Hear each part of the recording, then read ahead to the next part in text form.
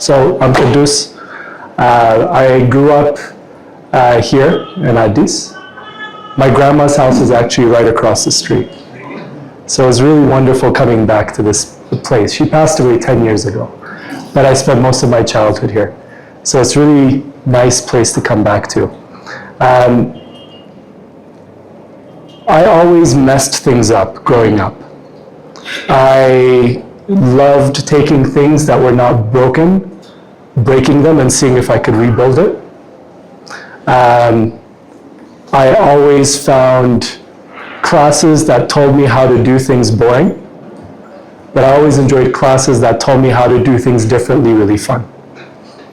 So that's my childhood. When I first put a battery with wires together and made a light bulb work, this is when I thought I wanted to be an engineer. I don't know why. But for the better half of being here in Ethiopia before going to college, I always knew I was going to be an engineer. And when I thought about electricity, I realized that the whole country is being run by hydroelectricity. So I thought that I'll come back one day and build the largest hydroelectric dam. So I've been beaten to that.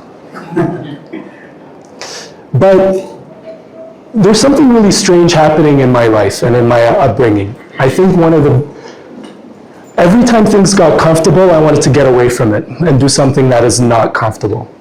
So I was telling someone earlier that my first job is the highest paid job I've ever had, and it's incrementally gone down, and yet I would never change it because the value of what I've been doing and the fulfillment that I've had has always gone up. So why am I telling you all this? Being an entrepreneur, you have to be a little bit weird.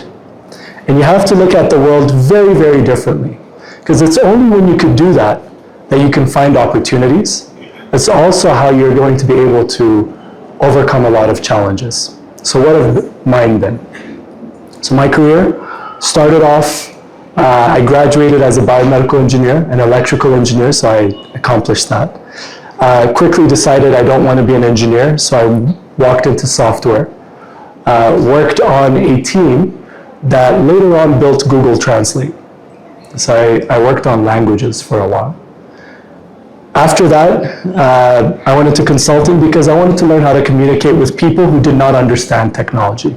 I felt that unless you are able to explain to someone your code, and they've never coded before, then the code is useless. That was just my way of thinking. And I thought consulting was a great place to do that. So I did that for a while. But then there was a moment where I realized I wanted to do something that my dad had told me when he was driving me off to school. He said, "We've invested everything in you, and at some point you have to invest it back in the people here in the country." I never understood what that meant. But I definitely didn't feel like I was doing that at this point in my career. So for whatever reason, I thought the best thing that I could do is go into international development, because that's how I thought what helping meant. And I never had experience in that, so I went back to graduate school. And a very funny side note is, I went to the same school as Miraf, and he was several years older than me, so I'm not that old. But I do remember going to my career counselor and telling her that one of the main reasons that I wanted to go to graduate school was to come back home.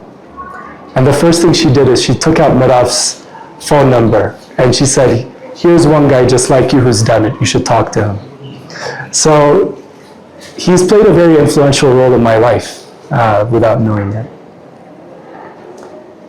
So I love tech.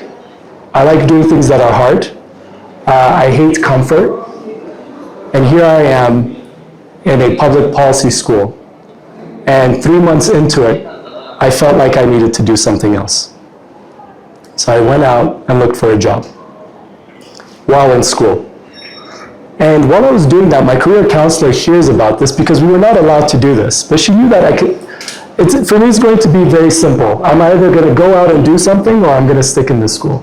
So she didn't want to have me leave the school, and she introduced me to this person. She didn't tell me who it was. She told me that this guy has been to Ethiopia before. He's actually been very famous for impacting Ethiopia in certain ways, and that I should talk to him. So in the US, it was summertime. Summertime gets really hot. I was wearing shorts, flip-flops, and a t-shirt. And I walked into a room of the person who was running the World Bank. His name was Bob Zellick. He was wearing a suit. So I definitely felt awkward and weird. But I shook his hand, and he said, "You're Ethiopian?" I said, "Yes." He said, "Tell me about Mallas Zenawi."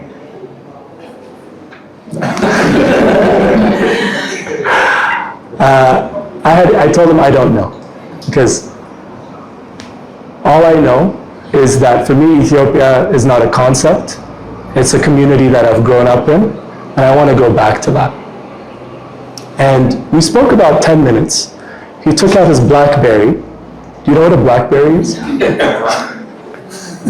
Back in the day, our phones used to actually have little keypads, and the BlackBerry was a great one. So he took out his BlackBerry and he texted, and he told me, "I've given your email to a few people, you should hear back from them." And I went back to my dormitory to find over 50 emails from people trying to reach out to me, and all of them were from the World Bank. The one that was really appealing to me was this guy called Josh Goldstein, and he wrote, "Do you love running?" So the more I read about it, he said nothing about running. He talked about how he went to Ethiopia, he loves tech, and he loves running. So I called him, and he said, "Kidus, I heard that you're a software engineer. I heard that you really want to work in your country, and you guys have amazing runners, so I want to find a way of going back with you." And this is how I got into this world of how technology can be applied to international development. And I was one of those first people that ever worked in that. By the way, I'll explain why all of this is really important. It sounds like just another story, right?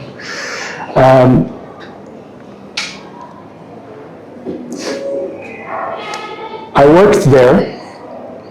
Somehow I found myself here in Ethiopia with Josh, and I found myself sitting at the same table as the Minister of Education, talking about how we can connect every school in the country to the internet.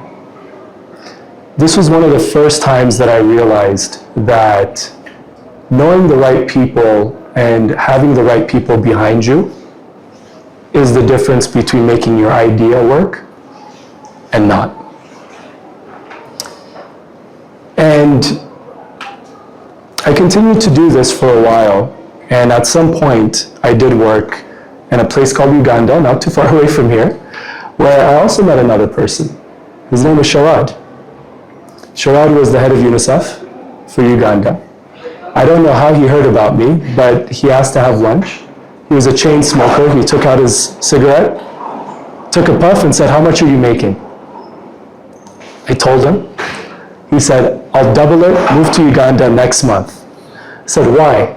He said, "Because I want to connect every single child in this world to the internet." I knew it was impossible. I don't know if it was the right thing to do, but it sounded so cool, so hard, and it was something that I wanted to be a part of. And I did. I went from this fancy office at the World Bank where I can sit with the Minister of Education of Ethiopia to working in a container. Literally, you know what a container is, right? So I worked in a container, not even in the UNICEF office, but in this really small place, very remote in Kampala, and I was expected to connect every child in the world to the internet. And this is when we came up with this concept called U-Report. And U-Report now is in over 100 countries, with over 38 million young people engaging with UNICEF every single day. And I think it's here in Ethiopia now as well, if I'm not mistaken. But that got comfortable as well. Several years passed by where I was doing similar things like this.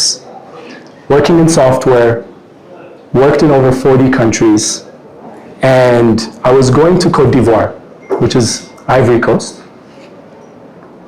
And when I landed, I took out my phone. I usually check the news, and the first thing that shows up is people that look Ethiopian with a heap of trash in the back, and the headline reads, largest landfill in Ethiopia collapses, hundreds dead. I knew nothing about trash. The way that I've heard about koshe is in the terminology that saying koshe somehow means trash. But it's in the city that I grew up in the country that I want to work in. And there's so much plastic there that I never knew existed. And the person that I ended up seeing on that trip was the head of UNICEF Côte d'Ivoire. And I tell him about this, and coincidentally, he's been thinking about doing plastic bricks. I said, that's awesome. How can I get involved? He said, you can get involved if you can raise me $4 million.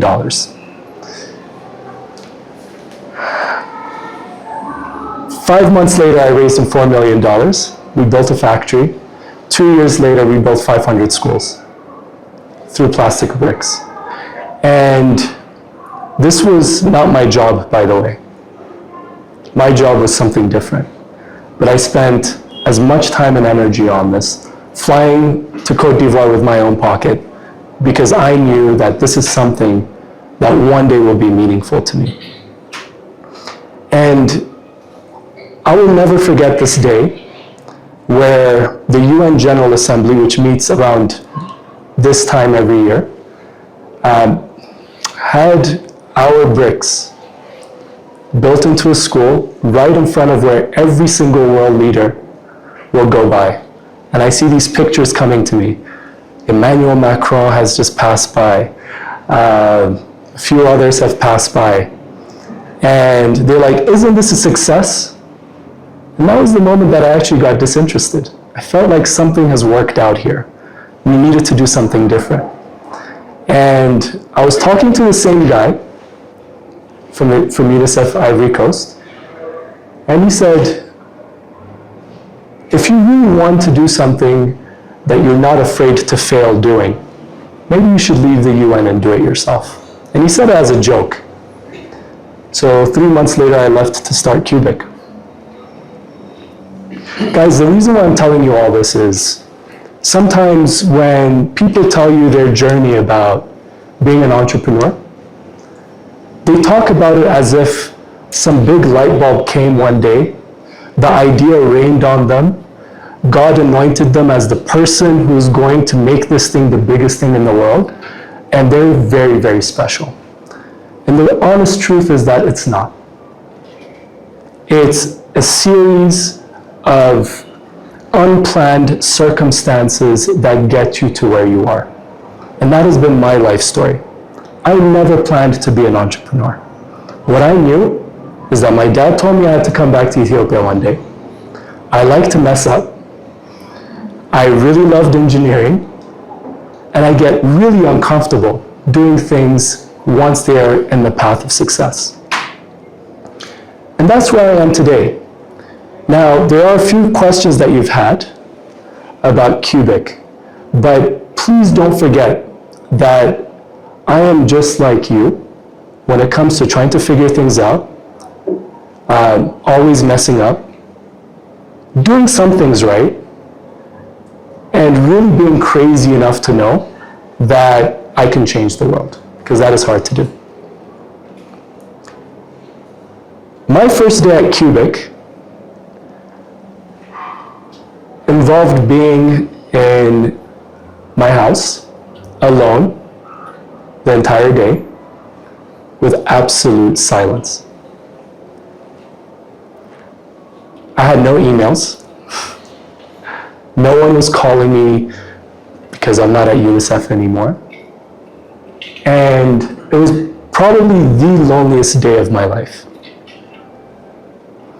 I went from this guy who was complaining of having 300 emails a day with everyone wanting my time and being able to call anyone and get things done to Kidus. And whoever tells you that being an entrepreneur is the most exciting stuff, that's probably several months or years down the road. The first few months are very lonely, extremely lonely, very quiet. And it was honestly the time that you're not sitting down and coming up with a business plan. It's actually the time that you're really struggling with your ego. Am I really good enough for this? It's the times that you're really questioning your judgment on a lot of decisions you just made. I did not have a salary. I have 3 kids. It's the time where you feel, I have this idea, but how do I make everyone else excited about it? And I remember speaking to someone, it was one of my friends, who had sold a company to Google and a company to Twitter. So he must know what he's talking about. And I call him and I say, Gabor, what the hell did I just do? And he said, you did what every company first does, which is make a decision. He said, but what matters now is how that decision turns into a company. And that starts with a story. He said, companies tell stories. That's what they do. They talk about a problem. They talk about how this problem is so big that it's just not great, and that there's a solution that you have that might be able to solve that problem. And they put a face to it. They put that personal story around it. And then they convince people of why they should be working with you, why they should be investing on you, why they should be thinking about buying whatever you have. They don't care about the business plan. They care about the story, the faces around it, the problems, and how that relates to them. It was by far the most valuable advice I got. Because by the time that I started to understand what my story was, it started as a kid. It started here in Addis. It started picking up that phone and seeing that news. It started by understanding how I got to building 500 schools and why I wanted that to come here and how that can change the world. Once that thing was really clear to me, and I knew nothing can change that story because that's mine, right? That's my story. That's when you start putting numbers into it. Now I can start thinking about, well, how much trash is there? How much of that can I buy? Like, how much does trash cost? Who is selling trash? And to make the brick, I need how much trash again? How much is that going to cost? And if I try to compete against bricks, is this going to actually make things work? Simple questions defines a company. And it's after that that I started fundraising. That's one of your first questions, right? When I remember the first time I pitched. The first time I pitched, I had a prototype of my brick. I had a hammer next to me. And I think I tried to convince this investor by hitting this brick several times that this is an awesome product. I'm sure this person thought I was crazy. But I just kept talking about this brick. And I remember the person was kind enough to let me indulge in this. But at some point he said, thank you so much, Kidus. I'm sure there's a lot that you are still working on, but let's stay in touch. I actually thought that went great. And here I was talking to Gabor again, my friend, about how I convinced this investor that this is a superior brick, and I hit it with a hammer, and I could just see Gabor's face go red. He's like, you did what? He's like, but what about that story you told me? What about that thing that really excited me about this? And that's when I realized I never had time to do that. Ever since then, I had over 800 calls in a 4-year period now with investors where I always start with my story. Because that's what I own. Nobody could take that away from me. Afterwards though, they can tell me that they're not interested in trash. They can tell me they're not sure about the business model. They can tell me many things. But I know that every single investor has been captured by that story and is willing to make introductions. So one of the things that I always would do, because Gabor told me, out of 100 calls, you're probably going to get one yes. So I already had it in my mind that most of these are not going to work. But what I would do is I would have a little email template ready to go right after that call. I'll talk to this person, and after some point, have you guys ever talked to so many people that it's so repetitive, you can tell by their facial gesture whether this is going good or not? I got to that point. I was very quick, 3 minutes, I know whether this is going to work or not. So by that time, the first thing that I would do if it's going well is go deeper into the company. But by the time I know this guy is just not interested, I just start talking about, so what do you do? Do you know of people that might be interested in this, right? Are there, I would ask advice, I would use that time not to pitch to them, but to get as much information as possible. And then by the time I click end call, I send that email.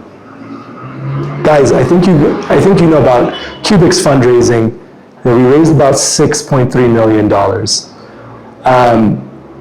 80, let's call it 85%, came through references of people that said no. Nobody tells you this about fundraising. It is painful, it's full of rejections, it's repetitive, but most of your money is going to come because of people that will not give you money. Most of it, that's how it's going to work. I have done nothing special, guys. I just endured pain. I was very repetitive. 800 calls is a lot. I stuck to my story because that's what I own. And if I believe I have 30 minutes with someone who's not interested in my company, I use it to get information out of them. This is what fundraising is all about. And hopefully that addresses a little bit around your question around that. But I did tell you that things are lonely, right? Okay. Things started off lonely. Kubik has grown from me in my house, alone, in silence, to a company of over 80 people, with a factory, with a landfill, with an office, and it still feels lonely. And I want to explain that part to you. Similar to fundraising, I think one of the things that has worked out for me is bringing talent, not because I offered them more money, not because I've told them the promises of this company, but because they could relate to my story. Kubik is exclusively an Ethiopian team. And every time I talk about Koshe, they can relate to it. Every time I could talk about trash, they can relate to it. Every time I talk about affordability, they can relate to it. And they want to contribute to that.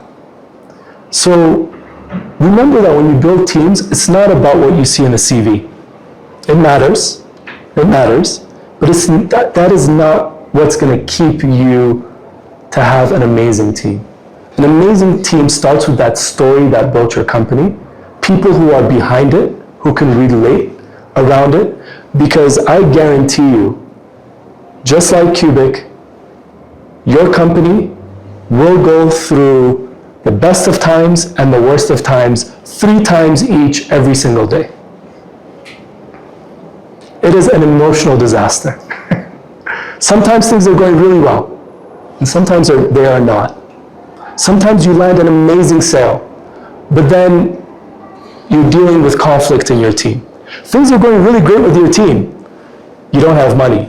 Oh, now you have money, but that project isn't working out. It always happens.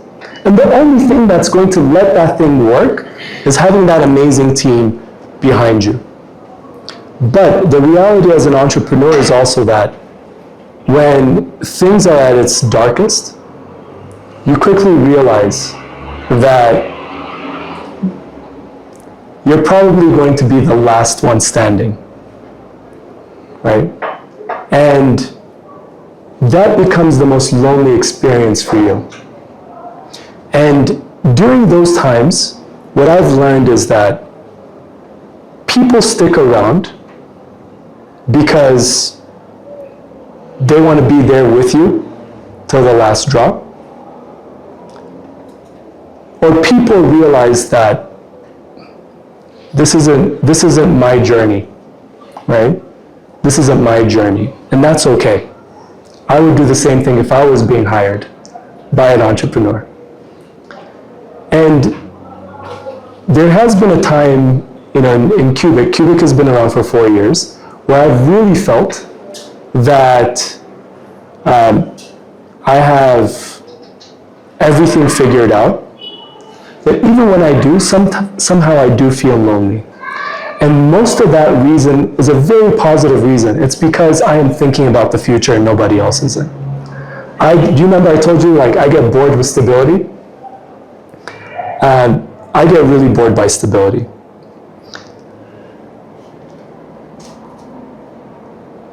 I will stop talking after telling you something that keeps me going. Kubik is doing well. It's doing really well. But there was this time where I definitely felt very lonely.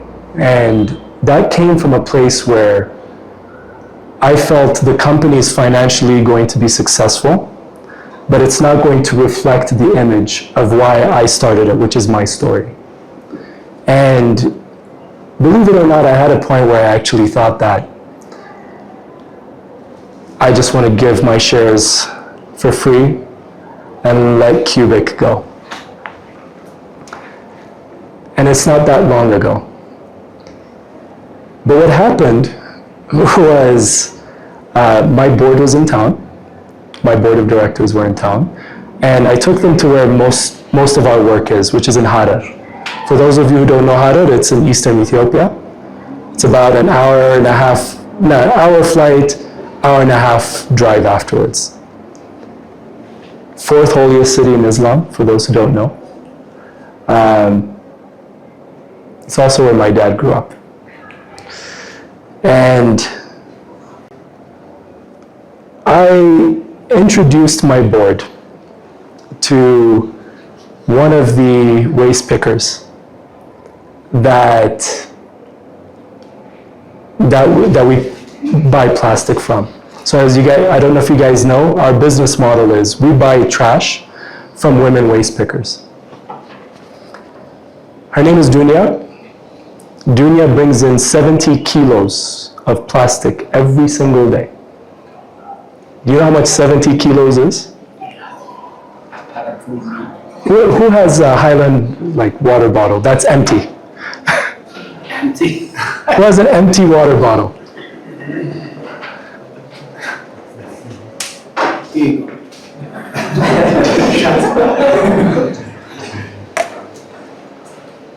It's about 4,000 of these every single day. All right? Do you know where Dunya is getting this? She walks around the city in Harar. She starts her day at 3 in the morning. 3 in the morning. 3 a.m. and collects because she knows that the city sweepers, the city cleaners, come at 3:30. Masses a lot. And I wanted the board to meet them because she was like the face of the type of lives that we wanted to change. And I remember talking to Dunya, and I was translating for them because they're not Ethiopian. And she revealed to them and to me for the first, I did not know, that she had adopted 4 kids. Adopted 4 orphans. And when you see Dunya, you wouldn't expect her to be the type of person who has the time, energy to be thinking about others. Does that make sense to you guys? Yes. I have seen kids around. I just figured those are her kids. And everyone asked why. And she told us her story. She said she was an orphan. She subsisted for a while, and a lot of what she used to do is sell tomatoes.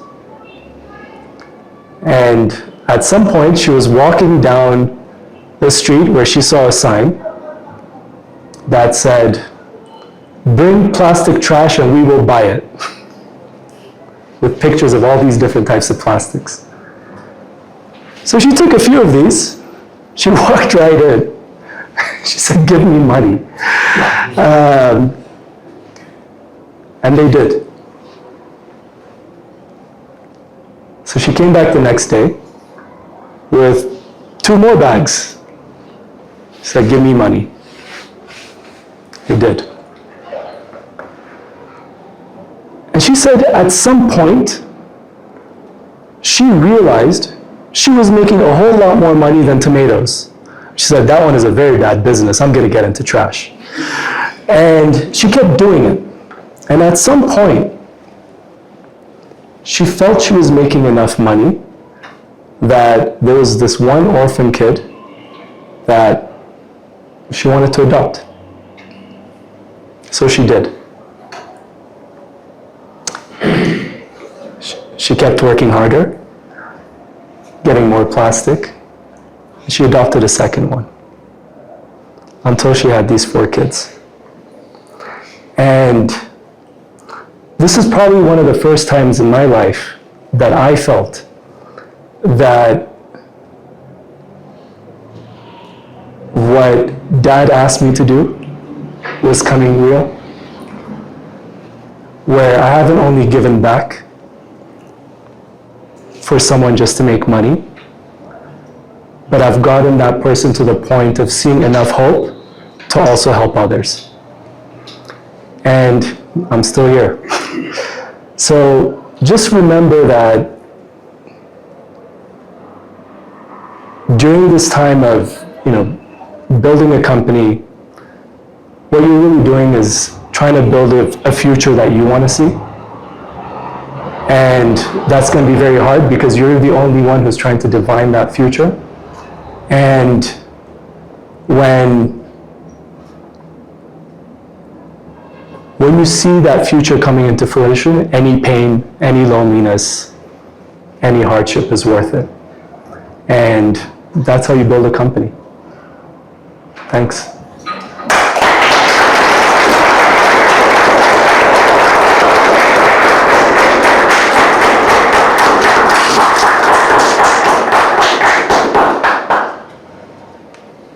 Questions?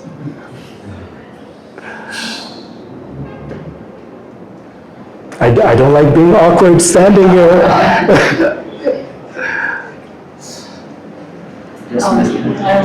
I want to see what the impact of your operations are. Where are you building some place I have not heard about it, so I want to hear about it. How are you changing our living conditions if you can participate in the real estate kind of things?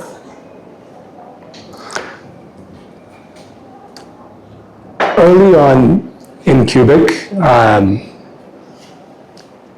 I decided that I wanted it to be the company that no one has heard of, but everyone is somehow impacted by. And there's many reasons for that, but the primary reason was I never wanted us to be defined by like a brick, or I didn't want us to be defined by what we've just done in Harar or in Ethiopia. Because I think there's a very big problem that the world is facing that's trash.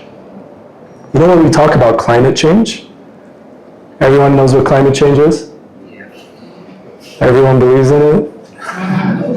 Yeah, you don't? Okay, fair. It's fine. Everyone's entitled to their own opinion. I believe in it. And the reason why I believe in it is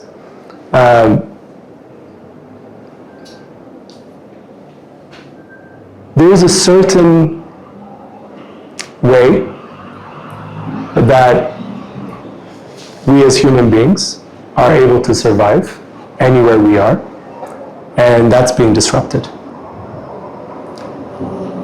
How that's being disrupted from how I believe in it is various things, but there's two things that the data points to. And there's a book called Project Drawdown that I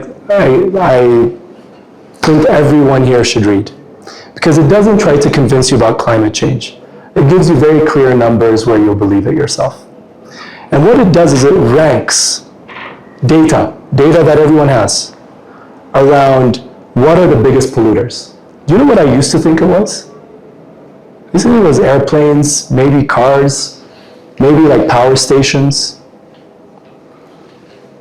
Does anyone want to give a stab? Cows? Cows? Single, like on its own. It's concrete. If concrete was a country, it would be the third largest greenhouse gas emitter after China and the US. Cows are bad, you know, I like cows, but maybe how they're living is like kind of disrupting things as well. So that's right. I mean, agriculture is another one. Fifth one was interesting. It was girls' education. Right? Read Project Drawdown and I think it would make a little bit more sense. Because there's also the way that we live, the way that we are interacting as human beings, that does affect the climate, and the numbers show it. Okay?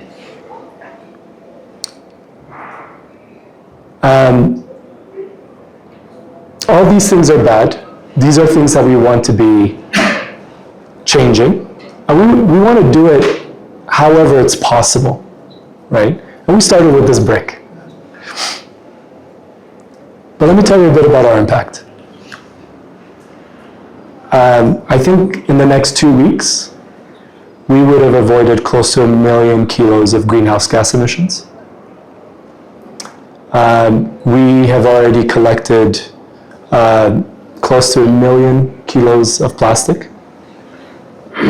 We've done that by having over 630 women make over 10 times what they used to make. And we've built some amazing things.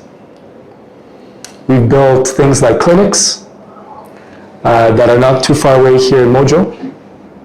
We've built the first ever public library in Harar, made out of plastic waste. If you guys love Sishu Burger, go check out the one in Century Mall and spot Kubik.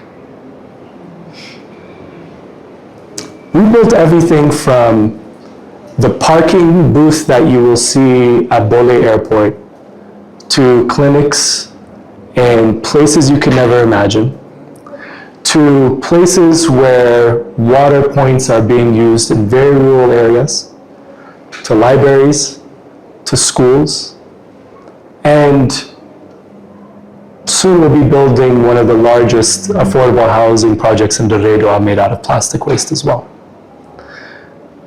The reason why we don't like to advertise every single progress again is people don't need to know that it's Kubik.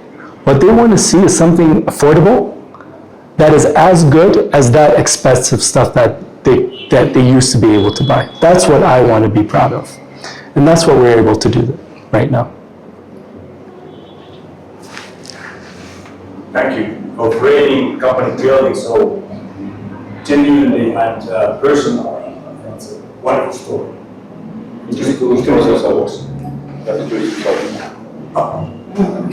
Marco. There's one Marco who went to China, this Marco came to Ethiopia. Just this week. But anyway, so I'm very, very thrilled of the story. I'm thanking them for inviting me here. Emmanuel, my friend from Uganda. So I wanted to have you talk a little bit of team building, because you mentioned that. But I want to share one thing first from Europe, because I want to also maybe share. In Europe, there was one study about how people in nations in Europe trust each other. Trust each other in Europe. And where people trusted each other, countrymen the most. I'm from Finland. In Finland and in Nordic countries, people trust each other the most, the easiest. Shake of a hand, you can build a team, you can trust each other. Where they trusted each other the least in Europe was Eastern Europe, with communist history. Where there was like, you betray your neighbor, you tell somebody they're listening to Beatles music, they take them to, jail. So that's Europe. So Europe is coming together and stuff like that. So Ethiopia, to me, is very new. And when you build a company, you said oftentimes, and I heard, big years, lonely. The first day there, and then later you were lonely, still lonely. Raise money, team building. Now, talk about parenthood. You have 3 kids, I believe. Yeah. You know about parenthood. Those are your kids. But the company baby, Kubik, you built. Did you build as a single parent? Did you ever think, how could you have more folks around you? Like in some places like in Silicon Valley or maybe in the north of Europe, folks can kind of bring on people, share equity, build, so you're not alone. So this is what I would love to hear. Let's see, from my perspective, perhaps it also helps everybody here who's maybe trying to build a company in Ethiopia. Because this is something like you need to kind of build a community. Maybe here you're doing it, you're trying to find these people who you can trust. And that's it, when you build this thing together, and you can build companies together. You just have to trust these people, not everybody in it. Yeah. Thank you. So Gabor did give me an advice. He said, your company is not your baby. It's meant to be thrown at the wall, see what breaks, and salvage the rest. So, felt very brutal, but he said, your vision is the baby. So I've always built teams around a vision, and there's a reason for that. When someone feels that what they've bought into is coming into a company, then they're probably also checking out other companies that they can go to later. When they're bought into the vision, the company is less of the point for them. They're trying to see change even outside of the company. Sometimes that does mean that they want to do it elsewhere, so they might leave. But at least what they're bonded around is very immaterial.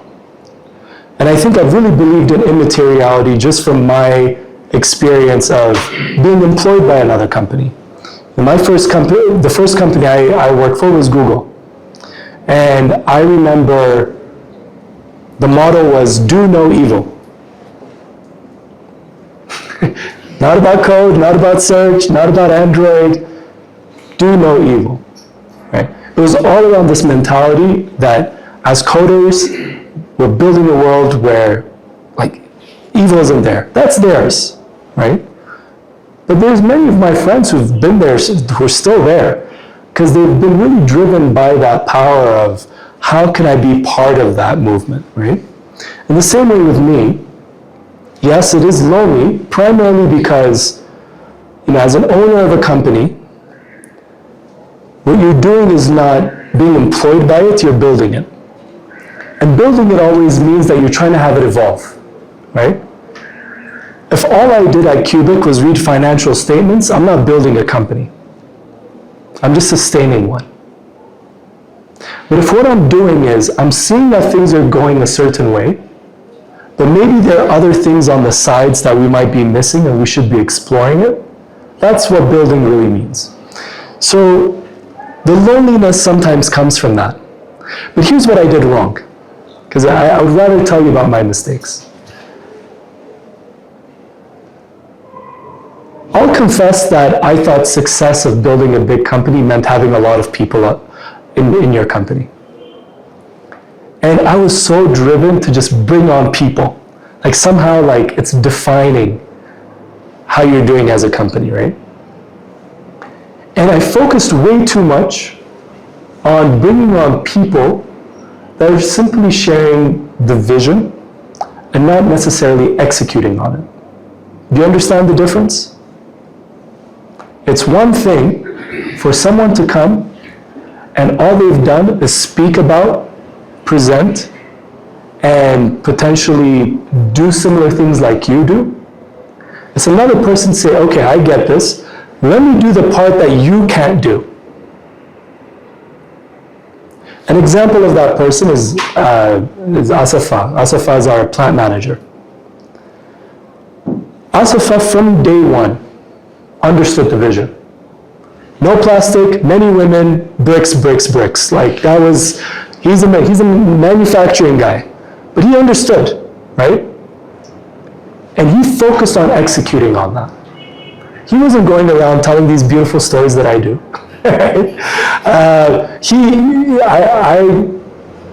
I'm careful of bringing him to board meetings to talk about strategy. That's not his skill set. But his commitment around the vision, his commitment to do something that I can't do, and to be the best at it, Asfaw should have been my first hire. Because that is the type of people that you want to be bringing in from the beginning. It's people that are not only like you, but people that complement you. People that are doing things that you can't do. Otherwise, do it yourself. If you are at a stage in your company where you don't need to hire anyone, don't hire. It's okay. Do you know of this company called MailChimp? Has anyone used MailChimp? Yeah. Do you know how much MailChimp was sold for? Hundreds of millions. Do you know how many employees MailChimp had? Only one. It was one dude. This should be a barometer for you that success of a company is not you having your nice office, people around you, like, you know, huddle, team huddle. Like, no. Be very practical, right? At the end of the day, when you are rallying around building your team, it's about who is complementing who, right? So I actually got into a situation last year where I noticed there were some people there that are great at what they do, but they were not complementing what we needed to do to move forward. And every startup makes this really hard decision. They say 4 or 5 times, where they have to let go of people. It's the worst feeling in the world. The worst, because you're the bad guy. You go in accepting that. You are the bad guy. And this whole time you've been the good guy. You're like this guy who's like done all this, and now you're the bad guy, right? Scary feeling. But for me, it was a very important thing that happened, because these are people that I really like. Some of them are really close friends of mine. Some people I grew up with, right? And I'm disappointing them because I'm telling them, you don't have a place in the company, plain and simple, right? But having that reset also showed me how that really transforms a company. The moment that you're really small, really focused, and the individuals there are complementing each other's skills, that's really what a team is. And for me, what I've learned as not only a founder, but as a CEO in my current role, is my job isn't to go to a factory and make bricks. My job isn't to go and explore my passion in AI and like build out like this ERP system. By the way, I did that and it burnt me out. That's not my job. right? My job is to bring these people together. My job is to think about the future and make sure that everyone understands what it is and just executes on it. That's my job. That's why it's lonely, right? You get to see everyone else doing this thing, and usually you've already moved on to the next. So I don't know if I've answered a lot around team building. I still think that I fail at it, just to be clear. It's a constant learning experience. I don't think there's a book that will teach you and you will become a masterclass expert in it. You have to go through it and you have to fail at it. Honestly, the best thing that could ever happen to you, the gratitude that you should be feeling, is when you are down in the dumps. Because when you are, it's terrible. There's nothing great about it. It's terrible. But life goes on, right? Like at some point you get out of it, and you're going to look back, and you're going to realize that something in you has changed because of that experience. And that's really what you should be focusing on. You know, one of these famous guys said the superpower of a startup founder is that they don't focus on seeking success. They focus on failing as quickly as possible. It never made sense to me. It never made sense to me. But earlier on I mentioned to you that, you know, an entrepreneur ultimately is doing something nobody else has done or has succeeded in doing. So there's many unknown variables. So if you think that you have that success, someone else has done it. If like you're seeking success, someone has already found that success. But if you're onto something that nobody has tried, you don't know if it's successful. You don't. Prove it to me. Right? Anytime someone comes to me and says, here's this great idea, nobody has done it, and it's going to be the thing, I'll say, great, let's talk in 3 months. Because chances are, what they've built after 3 months is completely different. Right? So, we don't like to waste time. So why not fail if this thing, let me just try it, I'll know as quickly as possible whether it works or not. And if it doesn't, let's move on to the next, right? And I think that mindset has also been very important, but it continues to feel lonely because you're probably the only person in that team huddle that is having that spirit.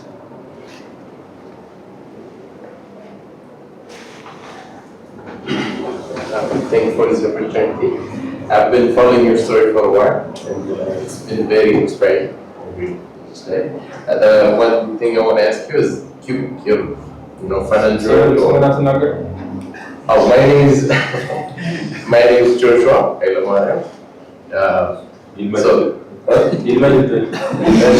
Thank you. So to get back to my point, is Kubik going to be like final journey, or is it going to lead to something new? One. The other thing is, the question I want is very important, is what keeps you going? I mean, in the stage of your life where you haven't really found, your Kubik, for us. But you have entrepreneurial blood in you, but you haven't quite figured out where you're going to end up. But you want to keep going. So in that stage of your life, what keeps you going? What keeps you motivated? Since you haven't found, that. That's what I mean.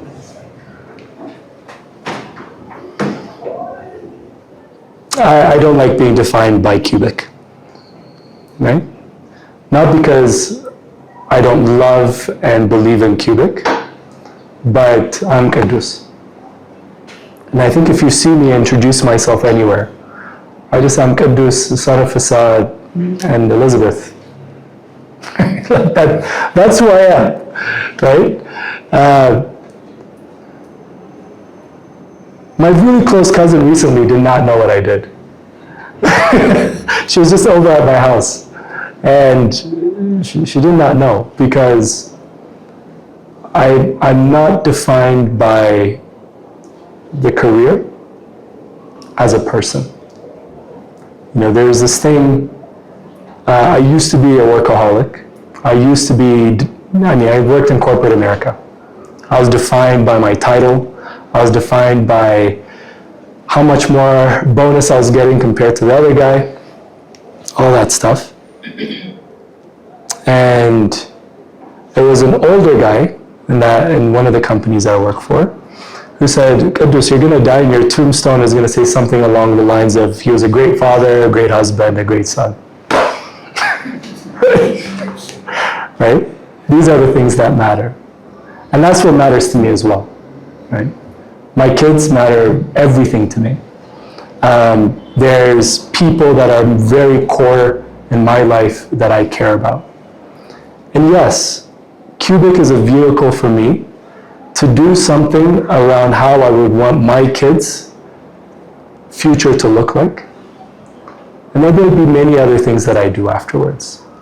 So I don't know if that answers your question. Yeah. When it comes to what's next, I don't think about it enough yet. Primarily because I'm just not driven by this whole idea of like everything is linear and like there's like a next step. Like today's what matters, right? And what I reflect on from yesterday and beyond should define tomorrow. I do a lot of reflection. One of the things that I really love to do is talk about others. Since I was born, but accelerating to the last 4 years at Kubik, this is when I really got to know Ethiopians.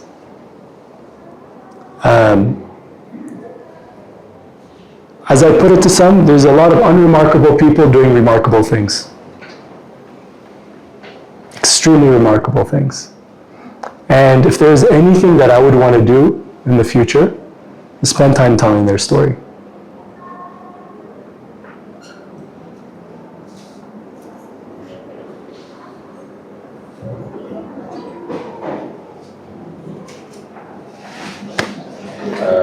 የኪዩቢክ ትርጉምና are you still married?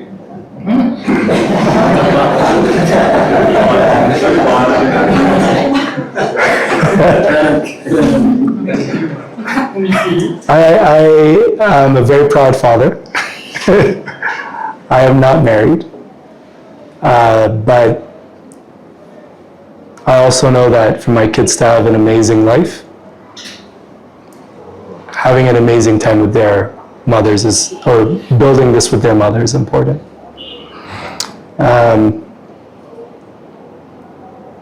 Kubik was so there's one part of my career I never told you about. I used to lead a design team at UNICEF.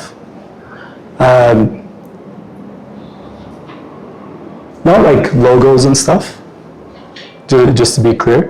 Do you guys know what human-centered design is? Yeah? Do you know what interaction design is? What's interaction design? Someone just say it.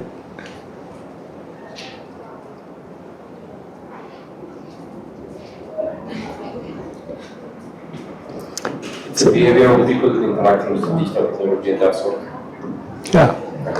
It's conveying a message by understanding human behavior and what you want to get out of it. Right? So if you think about websites,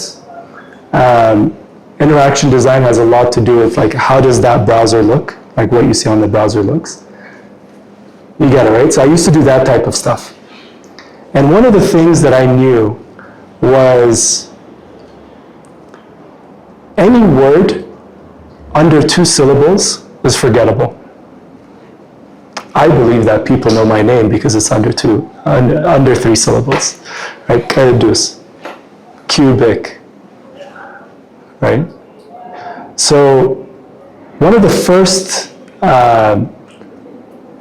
things I ever paid for, like as Kubik, like the first time money came out, was to a really good friend of mine who did very cheap work for me because he was one of the leads at Apple around interaction design. So I gave him a little bit of money and we went through this exercise that's what should it feel? How should that feel? Do you know you could do that? Scientific. So bottom line is Kubik means nothing. But when people hear it, and when they attach it to the story, it does, I believe, it does invoke a certain emotion. And the type of emotion that I always wanted it to feel is compassionate. I want it to feel hopeful. I want it to feel technical. People associate Kubik with a cube. They think construction. We're very deliberate on the type of colors we used around our logo. We kept everything extra simple. Because otherwise you'll forget it. If I told you our name is, I don't know, Trash Manufacturing Brick Incorporated, or if I told you it is TIMFSC, you're not going to remember it. But it doesn't matter what it is. Under 3 syllables, easy to say, invokes an emotion. And I think many people underappreciate the time that needs to be taken on how you design your brand.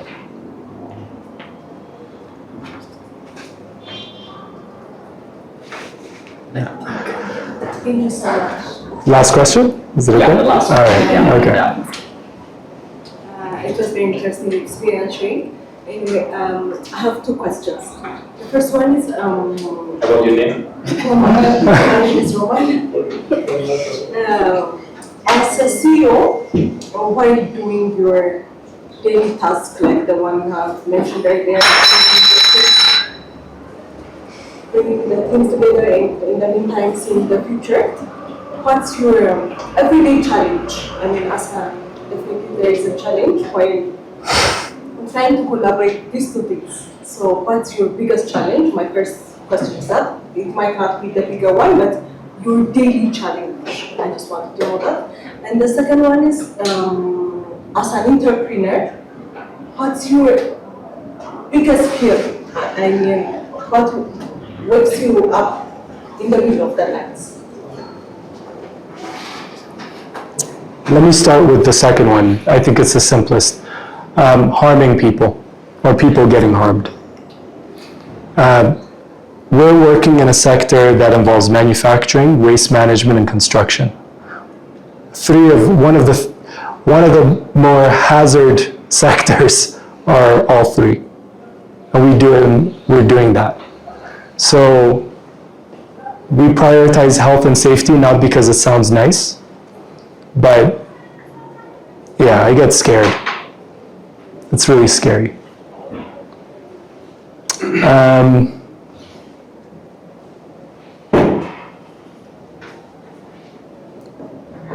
Have you guys taken psychometric tests before? You know what those are? Have you heard of the Myers-Briggs test, the personality test? Right? Are you extrovert? Are you introvert? Those type of things? Right? I recently started to retake them. And the reason why I was doing it was some of the things that I started to hear of how my team saw me was not the way that I thought I was. Right? Just last night, we were working late in the office, and we were just bantering. And I asked one of my colleagues, I'm like, am I a difficult person for you to just be open with? Like, have I ever, because the way I always thought about it is I've never been that guy that if you bring a difficult conversation that I'm not bad, like I'm very supportive.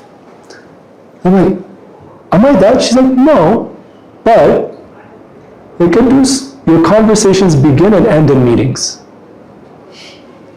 What? I was shocked, right?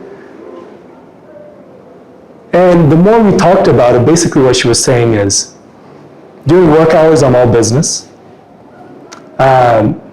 I never take the time to just say, hey, how are you? Not my personality.